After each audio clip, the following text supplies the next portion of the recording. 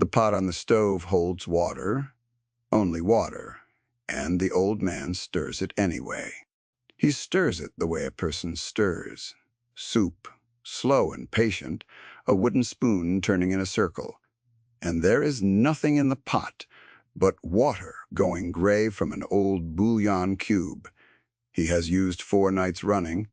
Steam rises against the cold of the kitchen. His hand shakes. Outside, the wind moves over the frozen lots of a small Ohio town called Hartfield, and a German shepherd that does not belong to him is standing at his back door, motionless, staring through the glass at a man it has never met, as if it already knows. Garrett Moore saw the dog before he saw the house. He had pulled his truck to the curb on Lindell Street because the address on the work order matched the number bolted crooked beside the door, and the first thing his eyes registered was his own dog, Juno, no longer in the passenger seat where she had been a moment ago. She had slipped out the open window and crossed 2 frozen yards and planted herself at the back stoop of a sagging gray house, ears up, tail still, nose almost touching the glass. Juno did not wander. In 6 years, she had never once left his side without a reason, and Garrett trusted that more than he trusted most people. He got out slow. The cold took him by the throat the way Ohio cold does in late January, dry and mean. He was 41, tall and broad through the shoulders, with a weathered face and a short crop of dark hair gone gray at the temples, and he moved with the careful economy of a man whose knees had carried too much weight over too many years. A faint scar ran along the left side of his jaw. His eyes had the look of someone who never quite stopped scanning rooms, roads, exits, and people. Even now, even here, on a quiet street where the only sound was the wind and the soft click of his own boots on the ice. If this story stays with you, take a moment to subscribe and stay until the end. It matters more by the time you get there. Garrett came up the side of the house and stopped where Juno stood. Through the glass, he could see a kitchen that had given up. Cabinet doors hung loose on their hinges. The linoleum had curled away from the baseboards. An old man in a brown cardigan stood at the stove with his back to the door, stirring a pot, and from the set of his shoulders, Garrett could read the whole of him before he ever saw his face. A man holding himself upright by habit alone, the way a fence post stands a season after the fence is gone. He knocked, not hard, 2 knuckles on the frame. The old man turned, and for a long moment he only looked, the spoon still in his hand, water dripping off it onto the floor. Then his eyes went down to the dog, and something in his face loosened, some tightness he had been carrying so long he had forgotten it was there. "That's your dog?" the old man asked. His voice was thin, but even. "She is," Garrett said. "Sorry, she doesn't usually do this. She's all right." He set the spoon down on the counter. "She can come in if she wants. The both of you." Garrett should have said no. He had a furnace to inspect 3 streets over, and a list of 4 more after that, and a foreman who docked him for every minute he ran long. Instead, he found himself reaching for the door, and Juno was already pressing it open with her shoulder, slipping inside, crossing the cracked floor to sit directly at the old man's feet and lean the whole warm weight of herself against his leg. The old man's hand came down on her head. His fingers worked into the fur behind her ears, and his eyes closed just for a second. And Garrett looked away, because it felt like watching something private. "Name's Walter," the old man said. Then he caught himself, gave a small, dry shake of his head. "No. People around here, they hear Walter, and they think of someone else. Earl Whitcomb. My father was Walter. Garrett Moore." Earl Whitcomb was somewhere past 80. Garrett guessed, stooped and frail, no more than 5'6" and thinner than that height should allow. White hair, what was left of it, lay in thin strands across a freckled scalp. His hands were a tradesman's hands, gone to bone, the knuckles swollen, the skin spotted and loose, and on the left forearm, where the cardigan sleeve had ridden up, Garrett saw the faded green edge of a tattoo, a military stencil so old the ink had gone the color of a bruise. A unit number, a globe and anchor worn nearly to nothing. "You served," Garrett said. It was not a question. Earl followed his eyes to his own arm and pulled the sleeve down. Not in shame, just in habit. "Long time ago, Korea, the tail end of it. Then I stayed in a while after he turned back to the stove and the pot of gray water, as if remembering it. As if remembering he had been doing something. You want coffee." "I don't. I don't have coffee." "I had some. The pot steamed." Garrett looked at it, and then he looked at the kitchen again. Really looked, the way Juno must have looked through the glass. The refrigerator door stood open a crack, and the inside of it was dark and empty except for a jar of something on the top shelf. There was no bread on the counter. No fruit, no cans, no smell of food anywhere in the house. Only the faint mineral steam of boiling water and the cold. "Mr. Whitcomb," Garrett said carefully, "what's in the pot?" Earl's hand tightened on the spoon handle. For a moment he did not answer. Then he straightened his thin shoulders the way an old soldier straightens, and he said it plain, without self-pity, the way a man reports a fact. "I haven't eaten today," Earl said. "Yesterday. Either, if you want. The truth of it, I keep the water going. It's warm. It helps." Combat had never bothered Garrett the way those words did. He had pulled men out of collapsed buildings in 2 countries, and he had learned to put the feeling somewhere. It could not slow his hands. Watching an old Marine boil water to fool his own stomach in a kitchen in Ohio on a Tuesday was somehow worse than any of it. The pressure in his chest tightened unexpectedly. Juno did not move from Earl's leg. Garrett did not say anything wise. There was nothing wise to say. He pulled his phone from his coat, checked the time, and made a decision that cost him the rest of his afternoon, and never once felt like a choice. "Stay here. Keep her with you. I'll be 20 minutes." He came back in 15 with 2 paper bags from the market on Route 9, and he set them on the counter and started taking things out without being asked. Bread and eggs and a carton of milk and a rotisserie chicken still hot through the plastic and a sack of clementines because they had been by the register, and he could not have said why he grabbed them. Earl watched him from the chair he had lowered himself into, with Juno's head resting on his knee, and the old man's mouth moved, once or twice like he meant to object, like pride was reaching for the words, but no words came. He was too hungry to argue. That was the truth of it, and they both knew it, and Garrett was careful not to look at him while he tore the chicken into a bowl so the old man would not have to be looked at. Earl ate slowly. He ate the way a man eats who has taught himself not to expect more. Small bites, long pauses, his eyes down.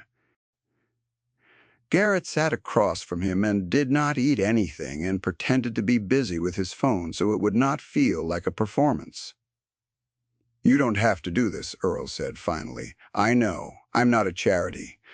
I know that too." Garrett set the phone down.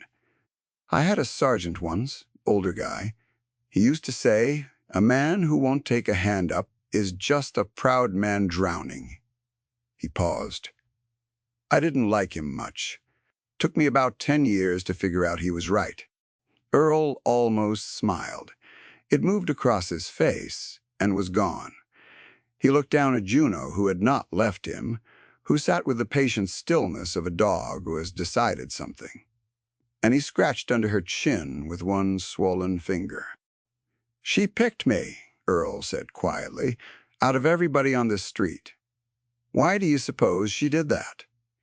Garrett did not have an answer that would not sound foolish said out loud. He had stopped trying to explain Juno years ago. She had been a contract dog once, search and rescue, trained to find the living in places that had come down on top of them, and when the program lost its funding and the dogs went up for adoption, Garrett had taken her because no one else wanted a working animal that old. What he had learned in the 6 years since was that Juno still searched. She had never stopped. She read a house, a street, a person, the way she had once read rubble, listening for the faint sign of someone still breathing under everything that had fallen on them. She had found Earl through a closed door. "I don't know," Garrett said, "but she's usually right." He should have left after that. The chicken was eaten. The milk was in the refrigerator. The old man was no longer boiling water for his supper. Garrett's work order was still on the seat of his truck, and his foreman would be calling. Instead, he found himself looking around the kitchen again at the loose cabinet doors and the curled floor and the brown water stain spreading across the ceiling above the window. And he heard himself ask the question that would change the shape of the next 2 months of his life. "How long have you been here alone, Mr. Whitcomb?" Earl was quiet a while. Outside, the wind pushed against the house and the old glass rattled in its frame. "Margaret passed 3 years back," he said. "My wife, heart gave out in the spring. We were here 51 years, the two of us. I built the back porch myself the year we moved in. I was a carpenter, 40 years, union man. Finish work, mostly. Cabinets and stairs and trim. Good work. Honest work." He looked at his ruined hands. "And it was just me. And then I don't know how to say it. It got smaller. Everything got smaller. You got family? A daughter. Out in Arizona, she calls." He said it in a way that closed the subject, not bitter, just final. And Garrett did not push. What Garrett did not yet understand, what would take him another week to piece together, was that Earl's hunger was not an accident of old age and a thin pension. It was being done to him. Slowly, legally on paper, by men in an office 40 miles away who had never once looked him in the face.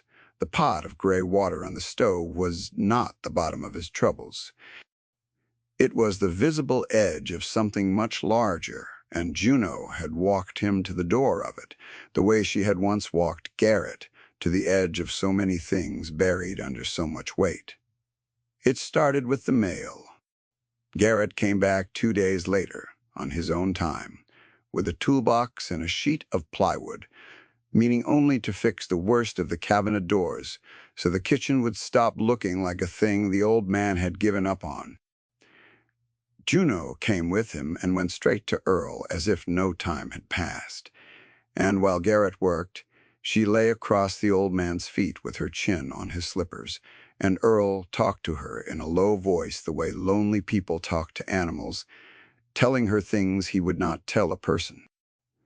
On the kitchen table there was a pile of envelopes. Garrett would not have looked except that the same return address appeared again and again.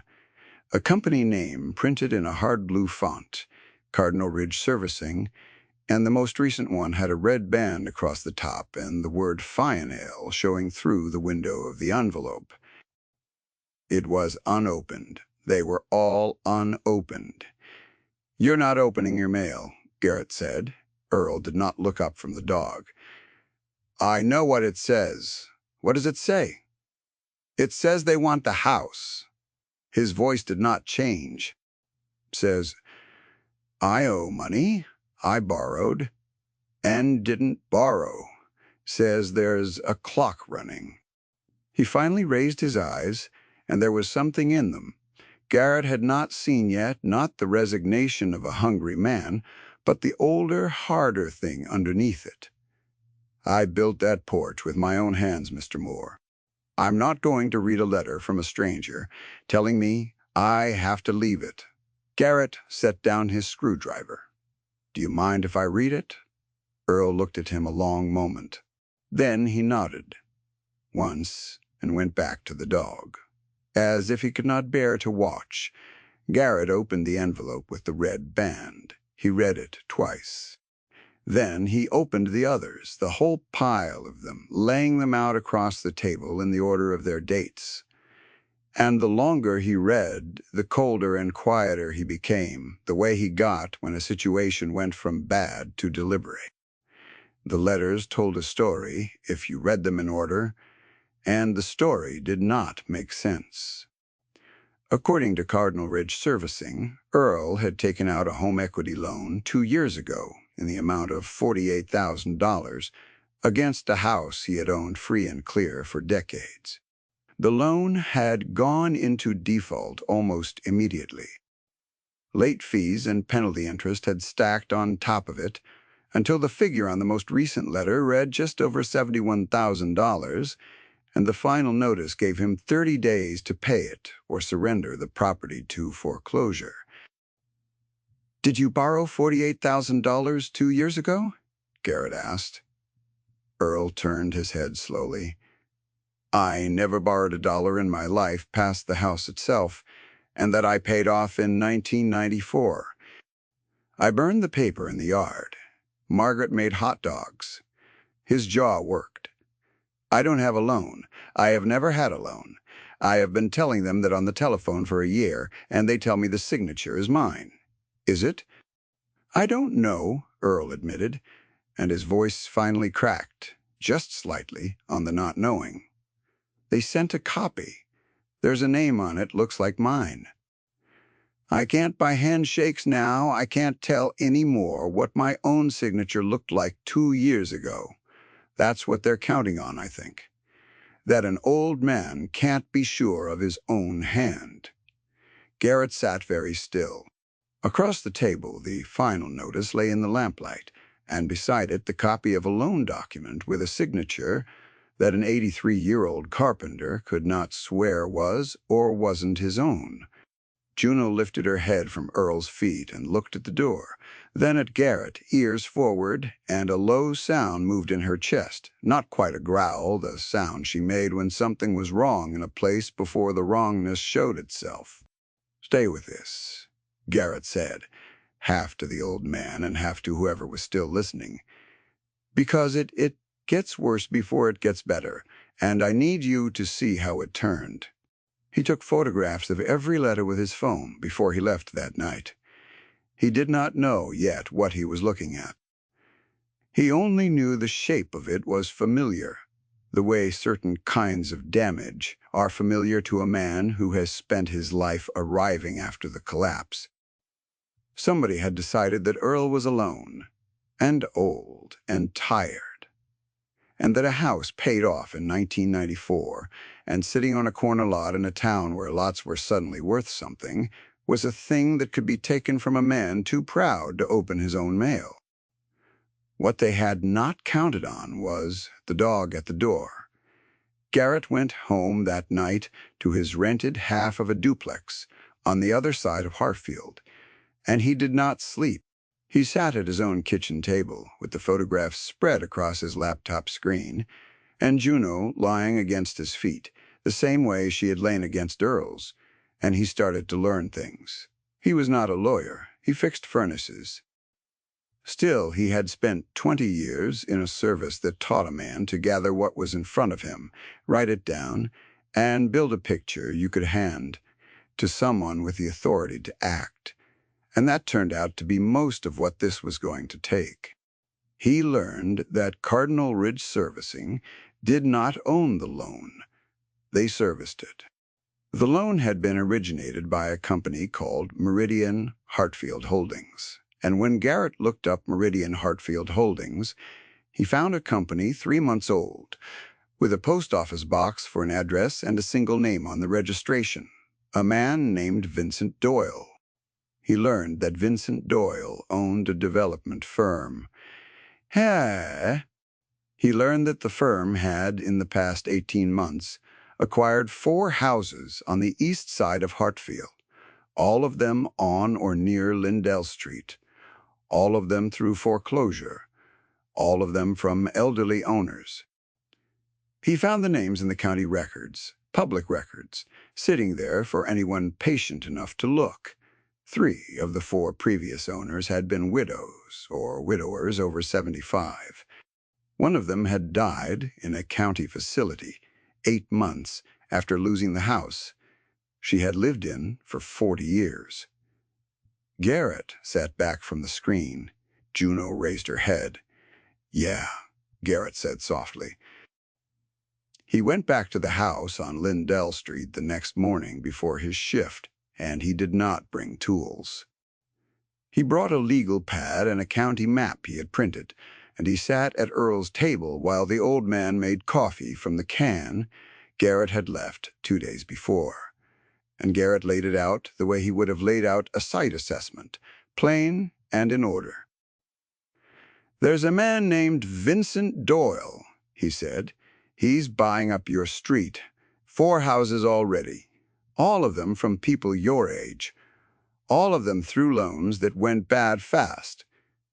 I think he's the one who lent you money you never borrowed. I think the plan is the house, Mr. Whitcomb. I think it always was." Earl set the coffee down very carefully, as if his hands had forgotten how. "Why, because the lots are worth something now. There's a county road project coming through, a connector, and the land along the east side is going to be worth 4-5 times what it is today. And a man who owns the whole street when that happens—" Garrett tapped the map. "He's been doing it quiet. One old person at a time. Nobody talks to each other anymore, so nobody noticed." "I noticed," Earl said. "I just didn't have anybody to tell." That sentence sat in the room a long time. It would have been easy then for Garrett to do the wrong thing. There was a man 40 miles away with a name and an office and a face, and Garrett was a large and capable person who had been trained in the application of force, and there was a part of him, an old and tired part, that wanted very much to drive to that office and put the whole weight of his body in a doorway and make the man understand what he had done. He felt it in his hands. He felt it in his back teeth. He did not do that. He had learned the long way that a man who solves a clean problem with a dirty hand only hands the dirty man a weapon. Whatever was done here had to be done so plainly and so much in the light that no one could ever call Earl anything but what he was. A wronged man owed his house. The work was not a fist. The work was a flashlight. "I need you to do something hard," Garrett told him. "I need you to remember everything, every paper you signed in the last 3 years, every stranger who came to the door, every phone call, anything. The smallest thing." Earl remembered the man at the church.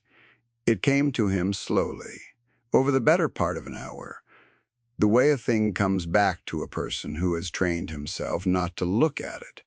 2 years ago, in the worst of the loneliness after Margaret, Earl had started going to a senior lunch at a church 2 blocks over on Thursdays for the company more than the food.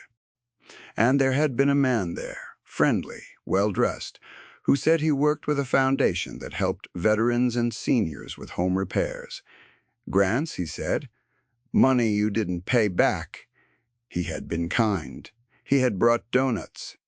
He had sat with the old people who had no one, and he had listened to them. And over a few weeks he had collected, one by one, the things a man collects when he means to become you. A signature on a grant application. That was not a grant application. A photograph of a driver's license for the file. The name of a bank. He had a clipboard. Earl said. "I signed things." He said it was for the grant. He said an inspector would come look at the porch. His hands had begun to shake again, but his voice was steady and angry now, the anger of a proud man who has understood at last that his kindness was used as a door. "I gave it to him. Whatever it was, I gave it to him myself." "You didn't give him anything," Garrett said. "He stole it and called it a gift. There's a difference, and a court knows the difference even when you can't see it yet." The man at the church had not given a name, Earl could recall. He did remember the donut box, a bakery in Coldwater, and he remembered that the man drove a dark gray SUV, and he remembered, because old carpenters notice such things, that the man wore a watch worth more than the truck Garrett drove. None of it was proof. All of it was thread.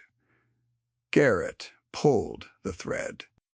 He did it the slow way, over the next 3 weeks on his own time, after his shifts, with Juno asleep in the truck, while he sat in church parking lots and library microfilm rooms and the county recorder's office. He was not a detective. He was a methodical man with a wrong to right and nothing but evenings. And it turned out that was enough, because the men who do this kind of thing count on no one having the patience to follow the paper, and Garrett had nothing but patience. He found that the church lunch program kept sign-in sheets, and that the man with the donuts had signed in too, in a careless hand, the same first name 3 different weeks, a man named V. Doyle, who had told the volunteer coordinator he represented something called the Hartfield Senior Home Trust. There was no Hartfield Senior Home Trust. There never had been. Yet the name V. Doyle on a church sign-in sheet in the same weeks. Earl's identity was being assembled into a loan. Was a place where the careful man and the public records touched, and Garrett photographed it, and his hands were very steady when he did. He was not the only one looking. It turned out he had not noticed, in the parking lots, the second old man. Her name was Doris Vance, and she ran the church lunch on Thursdays, 72 years old, broad and slow-moving, with a steel-gray perm and reading glasses on a beaded chain. And she had buried a husband and run a hardware store for 30 years before that, and she did not miss much. She had seen Garrett's truck in her lot 3 Thursdays running, and on the 4th, she came out into the cold in a parka and rapped on his window with one knuckle the same way he had once knocked on Earl's door. "You've been watching my church," she said when he rolled the glass down. "I've been watching you watch it. Either you tell me what you are about, young man, or I call the sheriff and let him ask you." So Garrett told her. He told her all of it in the cold, with Juno's head pushed up between the seats to study the woman, and Doris Vance listened with her arms folded and her jaw getting harder by the sentence. And when he was done, she was quiet for a moment. "Eleanor Pyle," she said, "and Tom Brand, and the Castellano woman," before she passed. She named them like a roll call. 4 of my Thursday people lost their houses in 2 years, and I sat there thinking I was just watching old folks fail, the way old folks do. That man brought donuts to my fellowship hall. Her voice shook, once then steadied into something Garrett recognized, the particular fury of a decent person who has been made an unwitting accomplice. "What do you need? Witnesses," Garrett said. "People willing to say in front of someone official that the same man, on the same clipboard, took their information for a grant that never existed. One old person alone is a sad story a lawyer can lose. A dozen of them saying the same thing is a pattern. A pattern is the whole case." Doris Vance took off her reading glasses and folded them and put them in her pocket. And when she spoke again, her voice had the flat steadiness of a woman who has just decided to spend the rest of her winter on a single thing. "Then we'd better find the dozen," she said. They found them. It took the back half of February and most of a thaw. Doris Vance knew every senior program, every church basement, every Tuesday bingo and Friday quilting circle in 3 towns, and she made calls, and she drove her old Buick over salt-rough roads to sit in living rooms and kitchens with people who had been ashamed for 2 years and had thought they were alone. And one by one they came forward, the ones who still had their houses and the families of the ones who didn't, until there were 9 of them, then 11, then 14, each with a piece of the same story, a friendly man, a clipboard, a grant that never came, a loan that did. The community formed the way Garrett had seen it form in the worst places he had ever worked. Not all at once, not with a speech, but the way water finds a crack and then a channel. A retired bookkeeper named Howard Kessler offered to put every document into a spreadsheet, dates and amounts and signatures, because he could not drive at night anymore, but he could still make numbers tell the truth. A woman who ran the diner on Route 9 started keeping a back booth open on Sunday evenings where they could spread their papers out, and she stopped charging them for the coffee somewhere around the 3rd week and pretended she hadn't. Earl, who had not left his house except for the Thursday lunch in over a year, sat in that booth every Sunday in a clean shirt with Juno under the table against his shoes, and he remembered things, and he checked Howard's numbers with a carpenter's eye for when a measurement was wrong. He was eating again. That was the thing Garrett watched, without ever mentioning it. The old man had filled out a little, the gray gone out of his skin.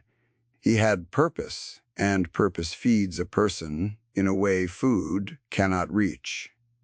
There was still the matter of who would act on it. 14 statements, and a spreadsheet, and a church sign-in sheet are not the same as justice. They are the raw material of it. Garrett knew he needed to hand the picture he had built to someone with the authority to bring it down on Vincent Doyle in the open, lawfully in a way no appeal could unmake. And he did not know that person, and the county was large, and a man who buys houses through shell companies usually has a reason to believe no one official will look. The person turned out to be a county investigator named Renata Solis in the prosecutor's office 38, sharp-eyed and overworked, who had inherited a thin folder on Radian Hartfield Holdings 6 months before, and had not been able to make it into anything because she had only ever had one victim at a time. One story a defense attorney could pick apart as the confusion of age. Garrett called her office 4 times before she called back.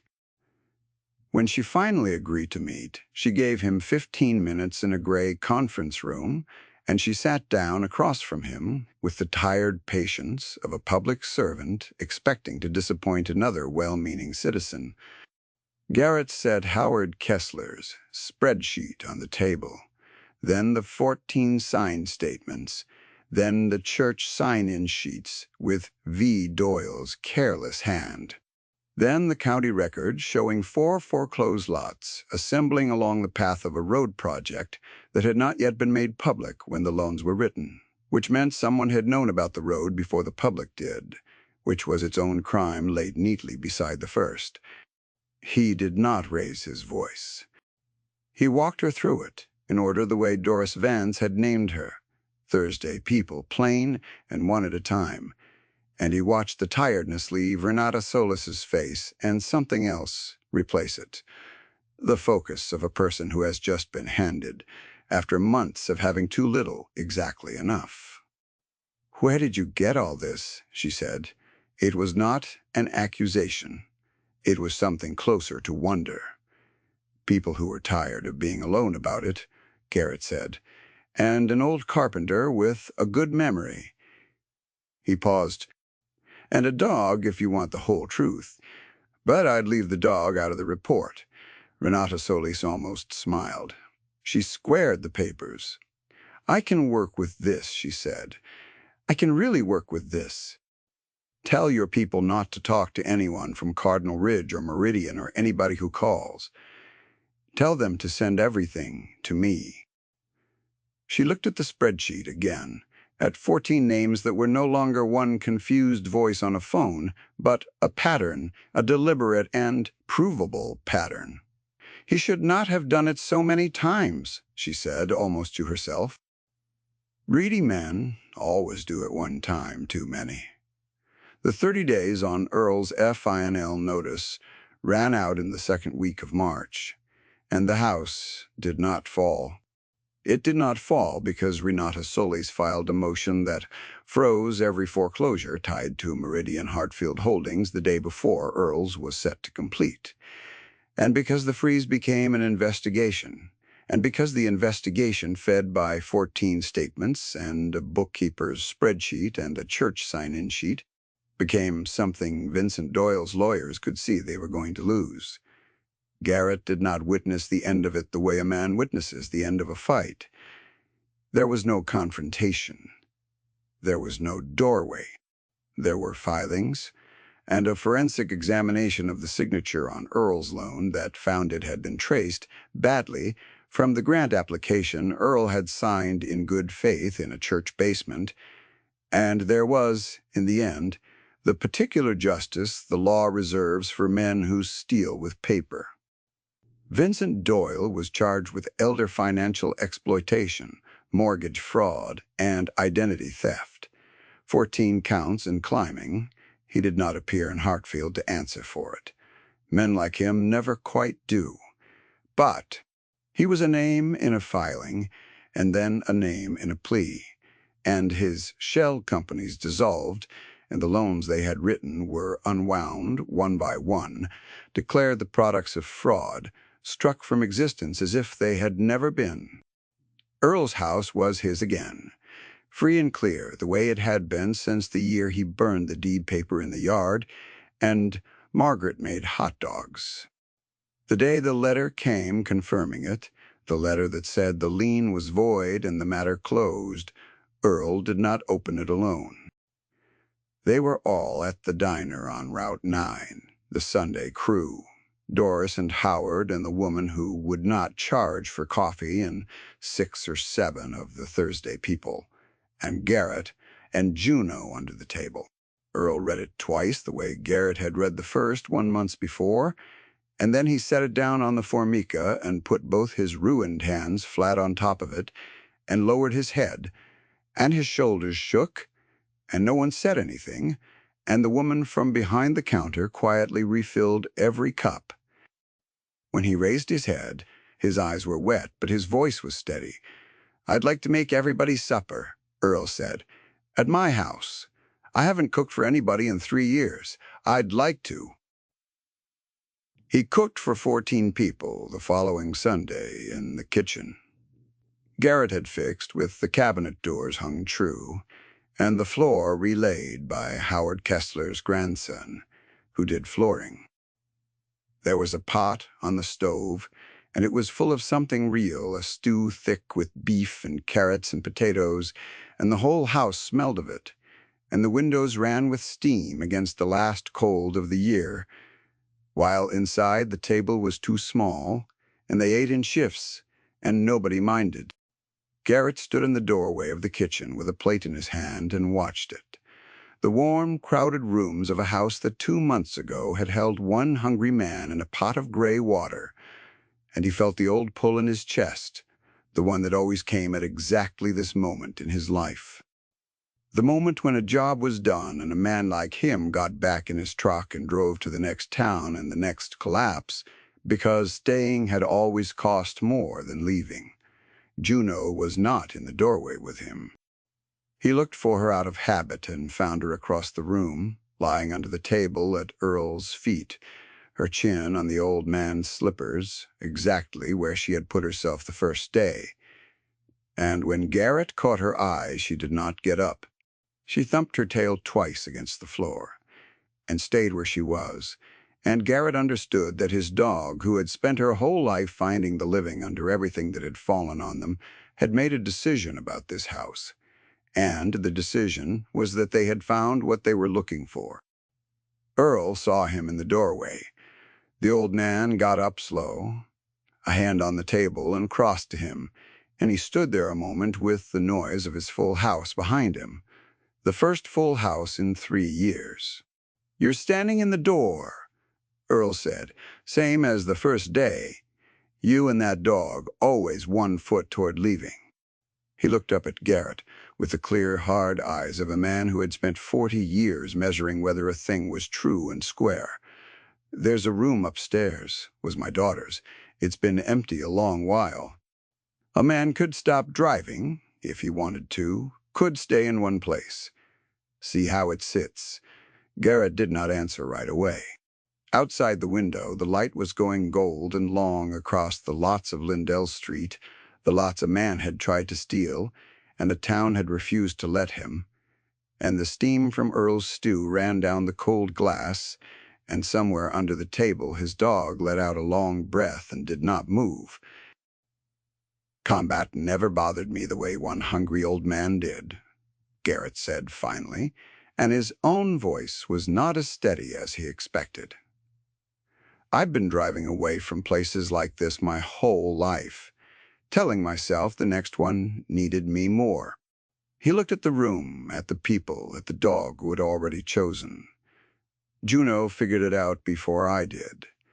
She usually does." "Is that yes?" Earl said. Garrett looked down at the old soldier who had told him the truth at the stove without flinching, who had not been a charity, who had remembered the man at the church when it would have been easier to forget. He thought of all the towns behind him, all the collapses he had walked away from once the dust settled, all the doorways he had stood in with 1 foot already out. He had spent his life arriving after the fall and never once staying for what got built afterward. "It's yes," he said. He took the room upstairs. He kept fixing furnaces because a man should work, but he fixed them in Hartfield now and came home at night to a house that smelled like supper, and on Thursdays he drove Earl to the church lunch and helped Doris Vance carry the urns, and on Sundays the back booth at the diner stayed full of people who had been alone and were not alone anymore. Earl taught him Finnish carpentry through the spring, the cabinets and the stairs and the trim, the honest work, and Garrett was clumsy at it and got better, and the old man was a patient teacher who only swore at him a little. Juno grew gray in the muzzle that year and slower, and she gave up the truck for good and slept most days in a patch of sun on Earl's relaid kitchen floor. Between the 2 men she had decided belonged together, the one who had carried her out of a program no one funded anymore, and the one she had found through a closed door. She had spent her whole life searching for the living under the weight of everything that fell. She had earned the sun. If you have watched this far, then you already know the thing this story was trying to tell you, and you do not need me to say it plainly, but I will say it anyway because some things are worth saying out loud. There is an old man near you. There is one on your street, in your church, behind a door you pass every day, boiling water on a stove to fool a hunger he is too proud to name. You will not always have a dog to walk you to his door. Sometimes you have to be the one who notices. Sometimes the whole of it, the rescue, the justice, the family that forms in a kitchen, begins with nothing more than a person willing to knock and to ask what is in the pot and to stay for the answer. So knock, ask, stay. The hungry are not always hungry for food, and the lonely have been waiting longer than you know, and a single hand offered in the cold can pull a whole life back up out of the rubble it was disappearing under. That is not a small thing. It may be the largest thing any of us is ever given the chance to do. May God keep you warm this winter, and keep your table full, and put you in the right doorway at the right hour with the courage to knock. And may someone do the same for you on the day you need it most. Stay well, stay kind.